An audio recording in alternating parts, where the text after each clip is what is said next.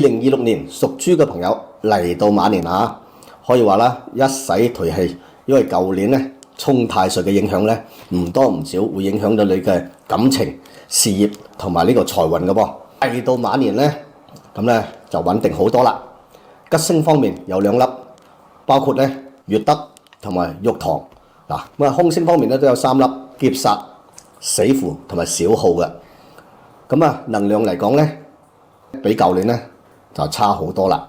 所以咧，今年咧可以話就比較平穩向上噶。事業同埋財運方面，今年有月德同埋玉堂星嘅支持，咁啊貴人運同埋人緣啊，同埋人際關係方面咧有大幅嘅提升噶。因為舊年咧有歲破同埋大耗影響啊，會影響到你嘅成個磁場啊。今年嚟講咧係好多啦，可以有大幅嘅提升。事業方面咧，整體啊比舊年就好多啦。財運亦都比較穩定，但係注意啦，依然有小耗星嘅影響，咁啊投資方面咧就要審慎少少啦。感情運方面咧，嚟到馬年啊，因為冇正桃花星嘅支持，咁咧就比較平淡些少。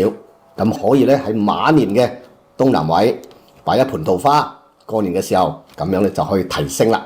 健康運方面，今年咧依然有啲挑戰喎，有劫煞啊、死符同埋呢個嘅小耗，咁啊唔多唔少咧，健康方面咧都容易出現問題噶，包括咧老人家問題。因此咧，今年咧要特別注意咧西北位嘅位置，咁啊可以喺呢個位置咧擺一個開口嘅葫蘆。咁啊，2026年屬豬嘅朋友嚟到馬年啊，可以話啦，一洗頹氣，因為舊年咧沖太歲嘅影響咧唔多唔少，會影響到你嘅感情、事業同埋呢個財運嘅噃。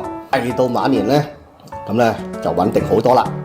吉星方面有兩粒，包括咧月德同埋玉堂。你注意咧就係家宅運嘅問題，今年就比舊年穩定好多，把握下今年重新出發嚇。最後祝福屬豬嘅朋友步步高升，萬事如意，大吉大利，一齊嚟接福啦！